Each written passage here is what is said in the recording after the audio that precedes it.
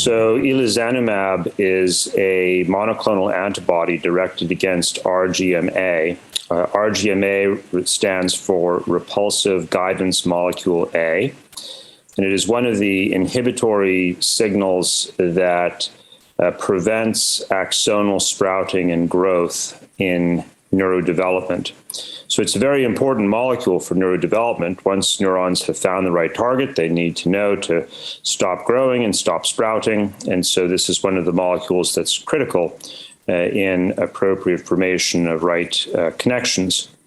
However, RGMa also winds up inhibiting growth in the setting of disruption, and in a variety of disease states in animal models, inhibition of RGMa by Elezanumab was shown to promote axonal growth and sprouting. And so in animal models of optic nerve crush injury, spinal cord injury, and autoimmune encephalomyelitis, use of this molecule was of clinical benefit. So the idea here was that Elezanumab might improve disability outcomes through promotion of axonal sprouting in demyelinated circuits. Now, if you think about what occurs in demyelination, with axonal transection being a predominant finding, not all axons are going to be able to grow and reach the target of interest, especially if the area of axonal transection is relatively proximal to the cell body of the neuron. The likelihood that you're going to get growth to the right location is low. But let's say a demyelinating plaque is fairly close to the target of synaptic connection, then it is conceivable that you could somehow stimulate a axon to sprout, grow, and perhaps even reach the correct target. And that was really the concept driving this study.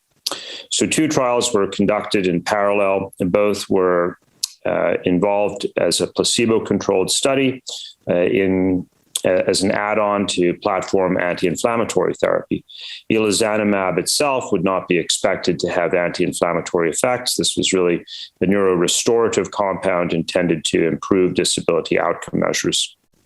And so disability was looked at in terms of EDSS, the timed 25-foot walk, and the 9-hole peg test, generating an overall response score.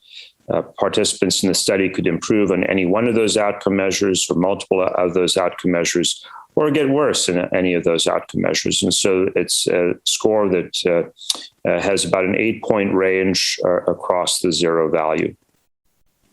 And the study was conducted over a year. Participants in the trial received treatment with Elezanumab or placebo. It was a blinded, double-blind, placebo-controlled study. And then this outcome measure, the overall response score, looking at changes in disability, was assessed at the end of the 12 months. A large variety of other secondary endpoints were looked at as well, including clinical measures, radiographic measures, as well as exploratory biomarkers. In neither the relapsing MS trial nor the progressive forms of multiple sclerosis study did Elezanumab treatment be associated with improvement.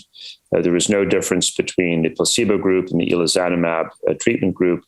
And this was seen consistently throughout both studies for not only the primary endpoint, but the secondary endpoints as well. So at the end, it does not appear that Elezanumab is helpful for restoring neurological deficits in either relapsing MS or progressive forms of multiple sclerosis over a 12-month interval. Elezanumab is being developed in other indications, including stroke and spinal cord injury.